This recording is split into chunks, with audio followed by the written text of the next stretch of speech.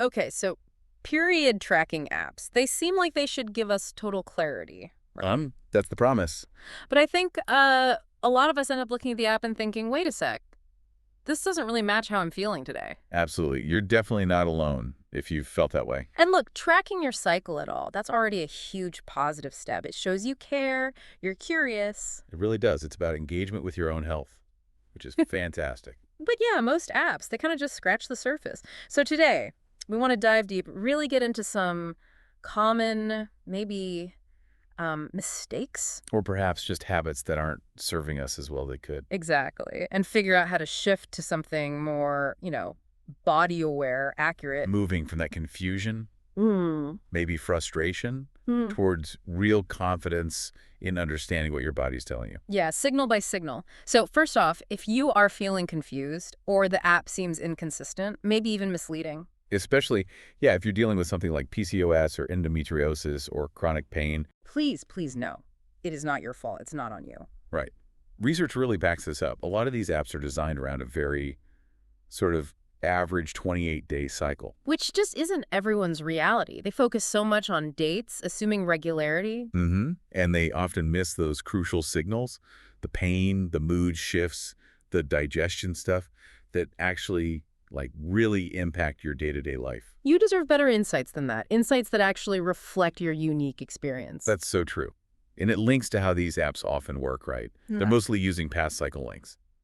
Calendar math, basically. To predict future periods, ovulation. Yeah.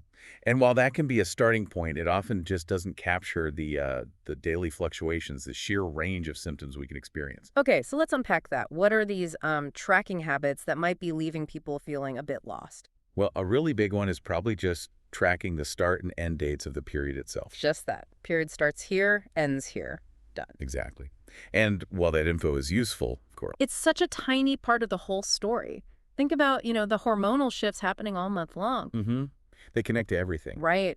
Your pain perception, your mood through neurotransmitters, your gut, your energy. If you ignore all that, you're missing, well, most of the picture. It's like reading the first page and the last page of a really complex book. You miss the whole plot. That's a great way to put it, because those other symptoms, they give vital context. Maybe there's a pattern of low energy right before your period. Or pain that peaks mid-cycle. Precisely. Information you simply don't get just by marking the dates. It highlights the limits of that date-only approach. Okay, what else? Another common thing, I think, is relying too heavily on the app's predictions. Ah, yes, the predictions. Ovulation windows, fertile days. The app guesses, right, based on your past cycles, not on what your body is actually doing right now. That's the key difference. It's Yeah. retrospective, not real time. And if your cycle isn't perfectly regular, or if you have, PCOS or something else going on. Then those predictions can be, well, pretty inaccurate. It's like using last year's weather forecast to decide what to wear today. Might be okay-ish. Or it might be completely wrong, especially for today's actual conditions. Are there times when those predictions are more reliable? Or when should we be extra skeptical? That's a fair question. I mean, the algorithms are based on statistical averages. So if you happen to have a very consistent, predictable cycle month after month, Like clockwork. kind of, then the predictions might give you a reasonable estimate. Maybe. But any variability throws it off. Significantly. Inconsistent cycle lengths, big stressors, illness, travel, managing other health conditions. All these things can affect ovulation timing. So the predictions get less reliable fast. Much less reliable. Mhm. Paying attention to your body's own signals like cervical mucus or basal body temperature, if you track that, is always going to be more accurate. Okay, that makes sense. Then there's inconsistent tracking. Ah, yes.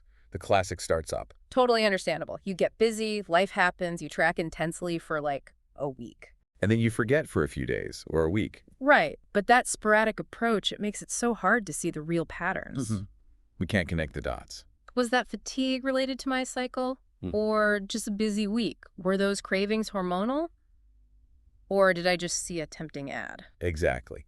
Consistency, even if it's just noting a few quick things each day, builds up that data over time. It lets the trends emerge. Whereas sporadic tracking, even if you write a lot when you do track, just lacks that continuity. You need to see those subtle links between symptoms and cycle phases. It's like trying to solve a puzzle with only, like, every fifth piece. Good analogy. Yeah.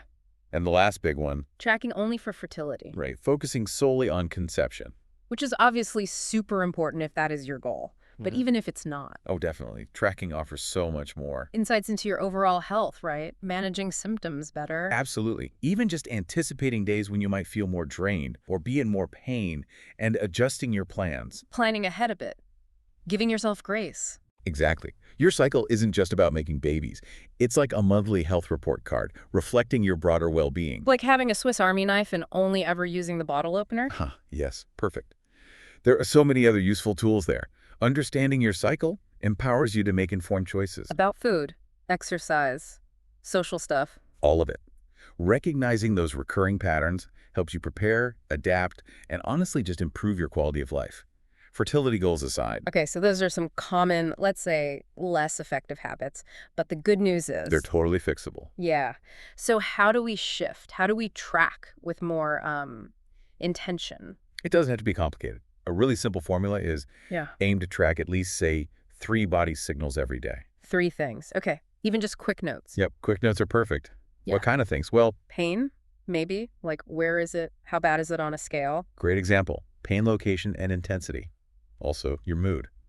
Are you feeling irritable, calm, maybe a bit low?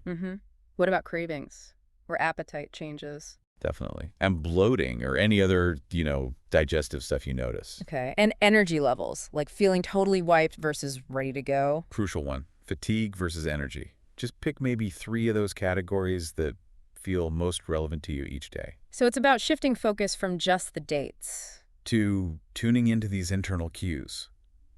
Your body's actual feedback. It's like starting a more detailed conversation with your body. Noticing the subtle messages. Then the next step is really key. Which is? At the end of each week, maybe Sunday evening, take just 5 minutes. Look back at your notes for the week. See the bigger picture. Exactly. Look for patterns. When did that pain spike? Did anything seem to trigger the fatigue? How did your mood shift across the days? So connecting the dots yourself, not just waiting for an app to guess. Precisely. This whole approach, this body-centered tracking, it really is like learning a new language. Your body's language. Yeah. And like any language, the more you practice, the more consistently you listen and engage. The more fluent you become. You got it. You start to understand the nuances much better over time. Okay, I love that. So maybe a little actionable thing for everyone listening. Good idea. How about this?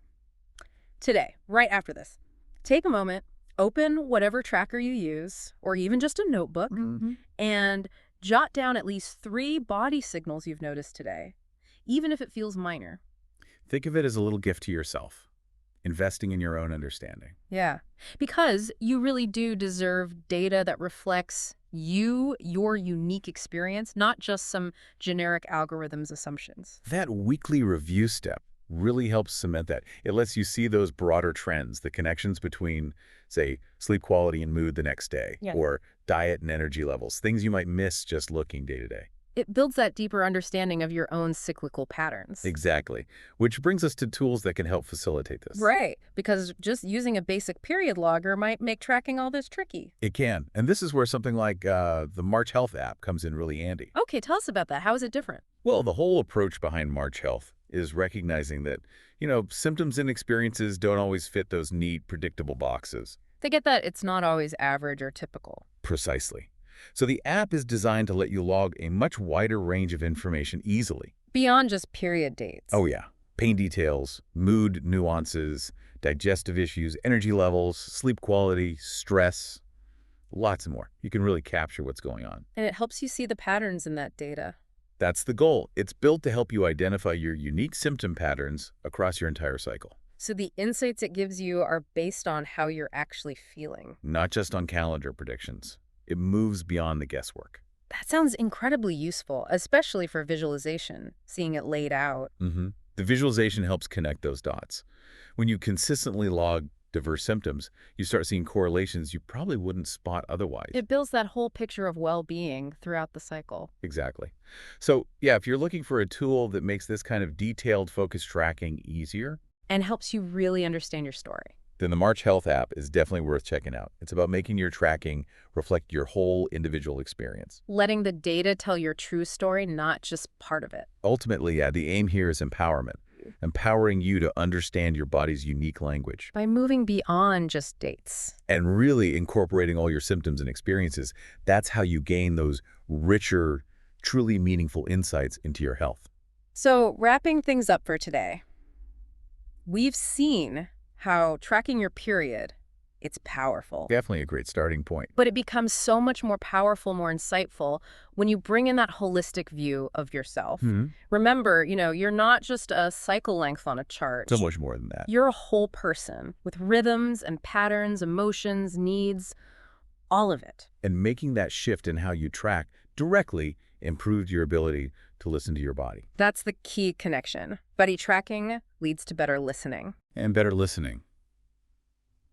Well, that empowers you to live better, to make choices that support your well-being day by day. Absolutely. So if this deep dive resonated with you, if it felt helpful, Maybe share it with a friend or someone else who might be feeling that same confusion or disconnect. yeah, let them know they're definitely not alone in feeling that way. It's a common experience. And just keep in mind, as you continue this journey of self-discovery, Your body is always communicating, always sending signals. constantly, Yeah. and by adopting these more sort of body-aware tracking methods, You're actively building the skills to understand those messages more clearly. and to respond with more confidence and care. So until our next deep dive, really stay connected to yourselves. Keep that curiosity alive. Trust that communication is happening. You're just getting better and better at tuning in and understanding the language.